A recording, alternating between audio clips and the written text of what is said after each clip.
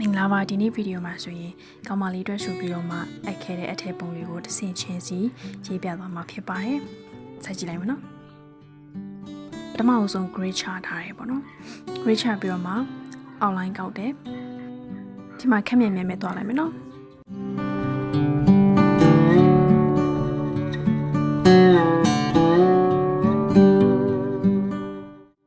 outline ကောက်ပြီးသွားရဆိုရင်တော့ skin tone ကိုဆက်သွားမယ်ပေါ့နော်။အဲ့တော့ဒီမှာကမျက်နှာနေပြီးတော့မှစာထားတယ်ဒီမှာ H pencil ကိုပဲသုံးပြီးတော့မှအလွှာတစ်လွှာချင်းစီထပ်မှာပေါ့နော်အဲ့တော့ဆက်သွားလိုက်မယ်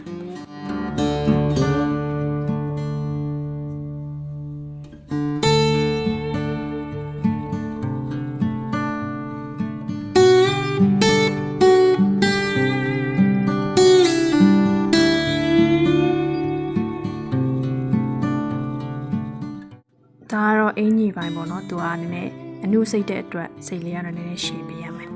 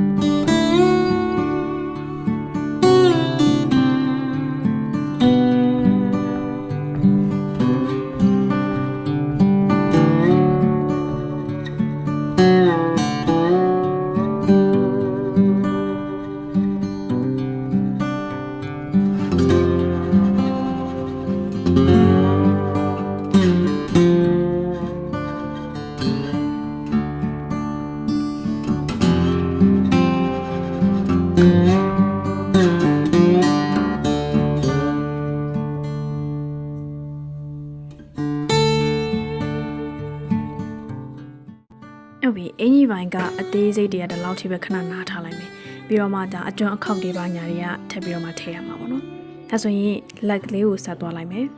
လက်မကသူကအောက်မှာတစ်ဖက်ကထောက်ထားတယ်ပေါ့နော်တစ်ဖက်ကမေးမှထောက်ထားတယ်ဆက်သွားလိုက်မယ်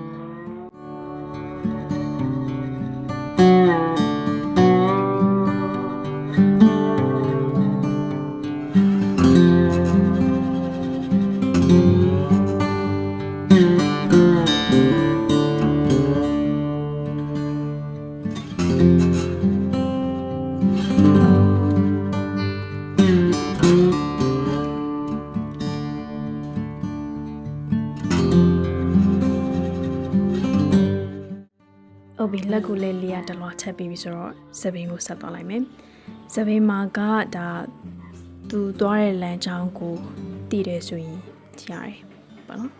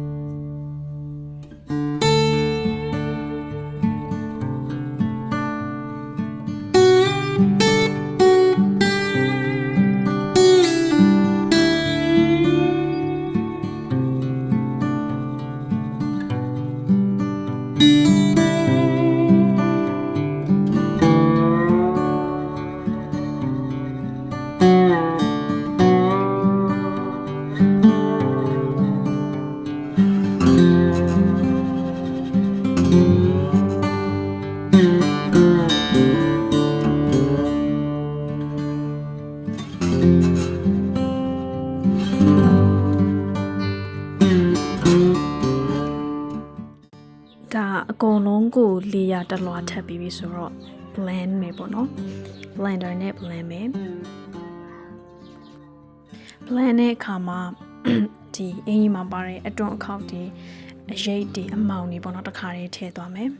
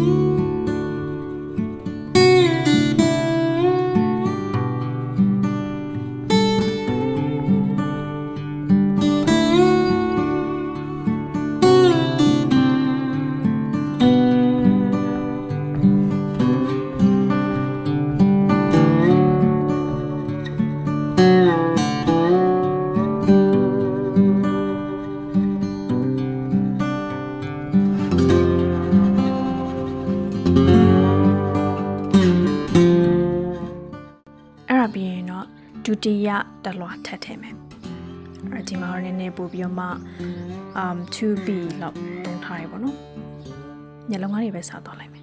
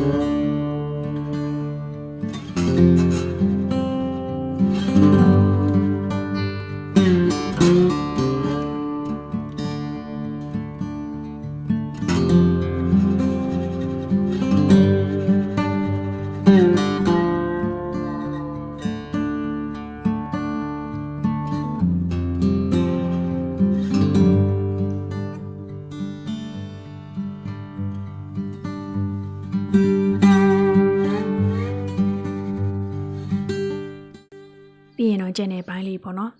ဒီမျက်နှာပါမယ်လက်တွေပါမယ်လက်ရင်းတွေပါမယ်စပင်းပါမယ်ပေါ့အဲ့ဒါလေးပြီးသွားရင်ဆိုရင်ကတော့ပုံလေးပြီးပါပြီအောက်လိုင်းတွေကိုပြင်ဖြတ်ခဲ့ပါတယ်ကြည့်ပြရတဲ့ကျေးဇူးတင်ပါတယ်